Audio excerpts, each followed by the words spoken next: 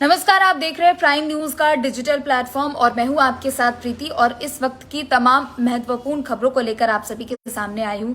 देखिए, आज दिन भर की 2-3 बड़ी खबरें हैं जिस पर हमारी नजर रहने वाली है। सबसे बड़ी खबर इस वक्त की है कि अतीक अहमद का काफिला अब उत्तर प्रदेश में प्रवेश कर चुका है और धीरे धीरे अतीक अहमद का काफिला अब प्रयागराज की ओर बढ़ रहा है। फिर उसके बाद हम बात करेंगे सुप्रीम कोर्ट में आज यूपी निकाय चुनाव के ओबीसी आयोग की रिपोर्ट पर आज सुनवाई होने वाली है। अगर सुनवाई पूरी हो जाती है और सुप्रीम कोर्ट की तरफ से फैसला आ जाता है तो निकाय चुनाव की तारीखों का ऐलान कर दिया जाएगा और अधिसूचना जारी कर दी जाएगी। साथ ही फिर हम सबसे आखिर में बात करने वाले हैं कांग्रेस, जो कि देश भर में प्रदर्शन कर रही है। सुबह 10 बजे से जंतर मंतर पर कांग्रेस का प्रदर्शन चालू हो चुका है। युवा कांग्रेस की बात करें, युवा कांग्रेस भी प्रदर्शन करने वाली है और कई बड़े चेहरे इस प्रदर्शन में नजर आएंगे। तो चलिए एक एक कर हम सब पे बात करेंगे और एक एक कर लोग भी जैसे हमसे जुड़ते जाएंगे उनसे भी बातचीत करेंगे। तो देखिए, सबसे बड़ी खबर इस वक्त की है जो अभी चारों तरफ आपको सुनाई दे रही होगी, वो है अतीक अहमद की। अतीक अहमद का काफिला अब धीरे धीरे प्रयागराज की ओर बढ़ रहा है। आप सबको पता है कि कल साबरमती जेल से उसे पुलिस की टीम लेकर अब प्रयागराज की तरफ धीरे धीरे आगे बढ़ रही है। हालांकि कल शाम के 5, साढ़े 5 बज चुके थे जब अतीक अहमद को साबरमती जेल से निकाला गया। फिर पुलिस टीम थी, भारी सुरक्षा वहां पर थी और उसके बाद अब धीरे धीरे प्रयागराज लाया जा रहा है। देखिए, कई बड़ी चीजें। अतीक अहमद किस मामले में लाया जा रहा है ये भी मैं आपको क्लियर कर देती हूँ। सतीश कुमार देख रहे हैं। सतीश जी, आपका बहुत बहुत स्वागत है प्राइम न्यूज के डिजिटल प्लेटफॉर्म पर। किस मामले में लाया गया है? देखिए, 2 चीजें हैं, उसमें कंफ्यूजन क्रिएट ना हो इसलिए मैं आपको बता दे रही हूँ। उमेश पाल अपहरण मामले में अतीक अहमद को प्रयागराज कोर्ट में पेशी के लिए लाया जा रहा है। 2006 का ये मामला था, उमेश पाल का अपहरण किया जाता है। उसके बाद हालांकि फिर जब जांच कार्रवाई होती है उसके बाद उमेश पाल सकुशल बच जाते हैं और उसके बाद 2007 में जाके इसमें मुकदमा दर्ज होता है। यानी 16 साल बाद इस पूरे मामले पर आज पेशी होने वाली है, इसलिए अतीक अहमद को लाया जा रहा है। एक थोड़ी सी जानकारी आपको और ये दे दूं कि अतीक अहमद की पेशी हो तो रही है उमेश पाल अपहरण मामले में, लेकिन 24 फरवरी को, बीते महीने 24 फरवरी को उमेश पाल की हत्या कर दी गई थी। उमेश पाल जब गवाही देने जा रहा था इस पूरे मामले में तो अतीक के गुर्गे द्वारा उसकी हत्या कर दी जाती है और इस हत्याकांड में 2 पुलिस के गनर भी घायल हो जाते हैं और जिनकी बाद में मौत हो जाती है। ये जिस तरीके से इस हत्याकांड को अंजाम दिया गया था प्रयागराज में दिन दहाड़े, ये देखकर कहना गलत नहीं होगा कि फुल प्रूफ इसकी प्लानिंग की गई थी और बहुत लंबे समय से शायद इस हत्याकांड को अंजाम देने के लिए प्लानिंग की जा रही थी। अब सबसे बड़ी बात यह है कि अतीक अहमद को तो लाया जा ही रहा है, लेकिन अतीक अहमद के साथ अतीक का भाई अशरफ, जो कि जिला बरेली के जेल में बंद था, अब उसे भी प्रयागराज लाया जा रहा है। सुबह ही उसे बरेली पुलिस की टीम सुबह ही वहां पर जाती है बरेली जेल में और वहां से लेकर उसे निकल जाती है। दोनों ही भाइयों की पेशी हो रही है इस पूरे मामले में। और अतीक अहमद की जो पत्नी है शाइस्ता परवीन, उनका सबसे पहली बार अब खुला चेहरा सामने आया। यानी जब शाइस्ता परवीन की इससे पहले जितनी भी फोटोज वायरल हुई थी और पुलिस ने जो पोस्टर जारी करने के लिए स्केच बनाए थे वो बुरके में बनाए थे, यानी नकाब पोस्ट में बनाए थे, तो किसी को उसका असली चेहरा नहीं पता था, जिसे लेकर पुलिस को भी बहुत ज्यादा परेशानी हो रही थी कि आखिर कब शाइस्ता परवीन तक पहुंचा जाएगा। तो वही अतीक अहमद की जो बहन है उनका काफिला भी राजस्थान से अतीक अहमद की गाड़ी के पीछे पीछे जा रहा है और अतीक अहमद की बहन ने ये आशंका जताई है कि मेरे भाई को जान का खतरा है। अतीक अहमद की पत्नी ने भी ये आशंका जताई थी कि मेरे पति को जान का खतरा है। अब चीजें क्या है कि देखिए, उमेश पाल हत्याकांड में अब जैसे जैसे जांच आगे बढ़ रही है तो ये जांच हर तरफ जाएगी, क्योंकि इससे पहले भी उमेश पाल का अपहरण हुआ था तो उस मामले भी जांच की जाएगी और उस मामले में ही पेशी होनी है अशरफ की भी और अतीक अहमद की भी। अशरफ को बरेली जिला जेल से पुलिस लेकर प्रयागराज की ओर बढ़ रही है। अशरफ को शाहजहांपुर, सीतापुर, लखनऊ, रायबरेली इन रास्तों से होते हुए प्रयागराज उसे लाया जाएगा।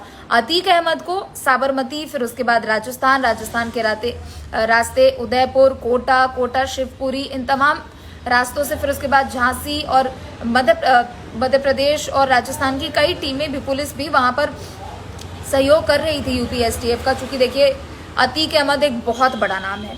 आप सबको पता है कि कैसे उसने माफिया से राजनेता के अपने इस करियर, हम कह सकते हैं उसका पॉलिटिकल करियर भी कह लीजिए या फिर गैंगस्टर करियर भी कह लीजिए, उसने आगे बढ़ाया। 43 साल लंबा इसका इतना इतिहास रहा है और इस 43 साल में उसमें तकरीबन कई ऐसे मामले उस पर दर्ज है। आप हत्याकांड ले लीजिए, आप फिरौती की ले लीजिए, आप अपहरण कांड ले लीजिए, अवैध तरीके से किसी की जमीन के ऊपर कब्जा करना, डरा धमका कर किसी को धमकी देकर उसके संपत्तियों को अपने नाम कर लेना, ये सब अतीक अहमद के बाएं हाथ का खेल था। और आपको सबको पता है कि एक समय था जब उत्तर प्रदेश में अतीक अहमद का बोलबाला हुआ करता था। अतीक अहमद का नाम उत्तर प्रदेश की हर गलियों में सुनाई देता था। लेकिन जिस तरीके से अब उस पर कार्रवाई की जा रही है, और जब कल अतीक अहमद को प्रयागराज लाने के लिए पुलिस ने साबरमती जेल से उसे बाहर निकाला, तो अतीक अहमद ने जब खुले तौर पर जब मीडिया में अपना बयान दिया कि न्यायालय का सहारा लिया जा रहा है मेरी हत्या कराने को। हालांकि हत्या का डर उसे बहुत पहले से ही सता रहा है, शायद इसलिए भी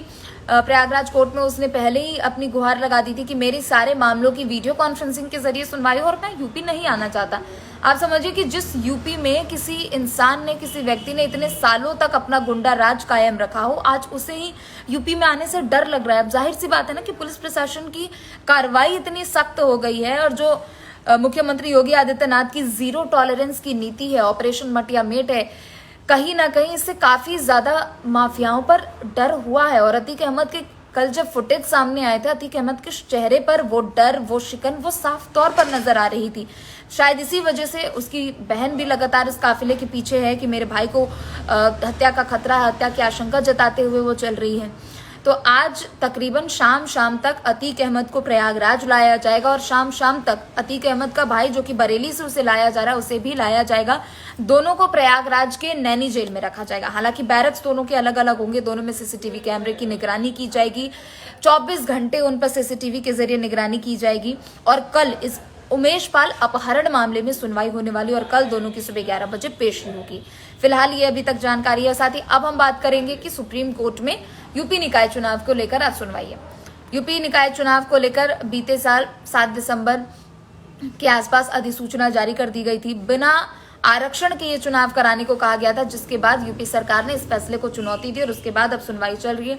ओबीसी आयोग की रिपोर्ट भी सुप्रीम कोर्ट में पेश की जा चुकी है। अब उस रिपोर्ट के आधार पर सुनवाई होने वाली है। देखिए, ट्रिपल टेस्ट यानी सबसे पहले आप आकलन करेंगे, आयोग का गठन करेंगे, फिर जो लोग होंगे उसमें जांच करेंगे, फिर उसका आकलन करेंगे। ये है ट्रिपल टेस्ट। उसके आधार पर आज इस पूरे मामले में कोर्ट में सुनवाई होने वाली है।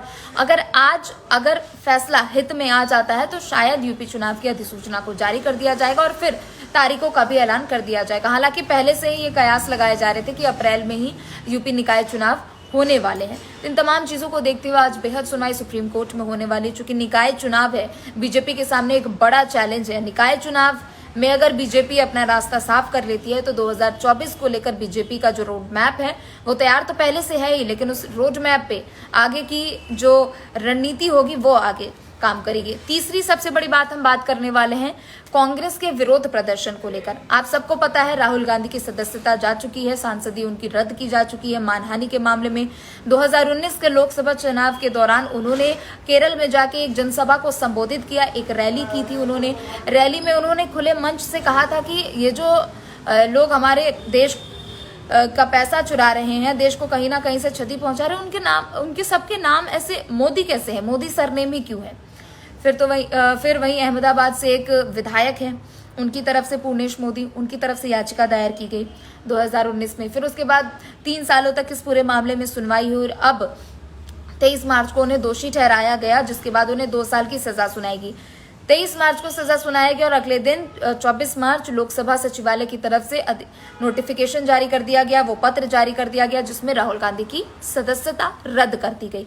अब सदस्यता उनकी रद्द हो चुकी है। राहुल गांधी ने भी कई बयान दिए। राहुल गांधी ने ये बयान दिया और बीजेपी पर आरोप लगाया है कि उन्होंने मेरे अगले भाषण के डर से मुझे पहले ही अयोग्य घोषित कर दिया है ताकि मैं कोई और ऐसा भाषण ना दूं। उन्हें माफी मांगने को भी कई लोगों ने कहा था, तो उन्होंने कहा था कि मैं गांधी हूं और गांधी कभी झुकता नहीं है, मैं लड़ूंगा और माफी नहीं मांगूंगा। ये तमाम बयान दोनों तरफ से दिए गए। बीजेपी की तरफ से भी कई ऐसे बयान दिए गए कि राहुल गांधी अगर माफी मांग लेते तो शायद उनकी इतनी नौबत ही नहीं आती। तो कई आरोप प्रत्यारोप का भी दौर हमने देखा। तो वही आज जंतर मंतर पर सुबह 10 बजे से कांग्रेस का प्रदर्शन शुरू हो चुका है। कांग्रेस ने बीते दिनों भी प्रदर्शन किया था, बीते दिनों मौन व्रत भी धारण किया था, मौन प्रदर्शन भी किया था, राजघाट पर भी प्रदर्शन देखने को मिला था। और सुबह 10 बजे से जो ये कांग्रेस का प्रदर्शन जारी है उसमें कई कांग्रेस के बड़े चेहरे शामिल होने वाले हैं। कल प्रियंका गांधी वाड्रा ने भी कहा कि बीजेपी की तरफ से राहुल गांधी पर भी कई ऐसी व्यक्तिगत टिप्पणियां की गई, क्या वो मानहानि नहीं थी? सोनिया गांधी जो कि मेरी मां है, उन पर भी कई ऐसी टिप्पणियां की गई, क्या वो मानहानि नहीं थी?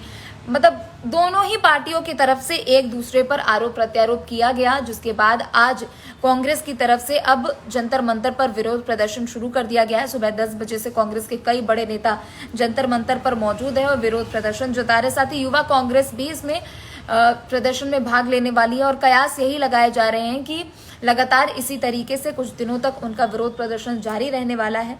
तो फिलहाल आज की इस लाइव में तमाम अभी सुबह की ये बड़ी खबरें यही है और इसी पर हम सब की नजर रहने वाली है। आपको भी टाइम से हम अपडेट करते रहेंगे, खबरें भी लगातार हम दिखाते रहेंगे, लेकिन आप हमारे साथ लगातार जुड़ते रहिए और आप देखते रहिए प्राइम न्यूज। नमस्कार।